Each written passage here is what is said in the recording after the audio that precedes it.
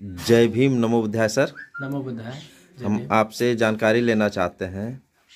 औरंगाबाद की धरती बहुत मशहूर धरती है, महाराष्ट्र की। यहाँ पर बुद्ध लेनी है। यहाँ पर बाबा साहब ने एक यूनिवर्सिटी की स्थापना 1932 में, तो आज पूरे वर्ल्ड के लोग यहाँ पर पढ़ने आते हैं। तो कुछ ऐसी ऐतिहासिक चीज़ें हैं, उसके बारे में आप बताइए।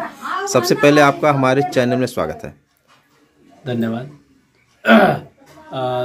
प्रथमतः मला चॅनलकडून म्हणजे SR24 न्यूजकडून मला बोलण्याची संधी मिळाली, त्याबद्दल राजेंद्र कुमार साहेबांचे आणि न्यूज चॅनलचे संपादक त्यांचे मनपूर्वक धन्यवाद। मी सांगू इच्छितो की औरंगाबाद सारख्या शहरामध्ये इथं डॉक्टर बाबासाहेब आंबेडकरांनी विद्यार्थ्यांसाठी एक विद्यापीठ,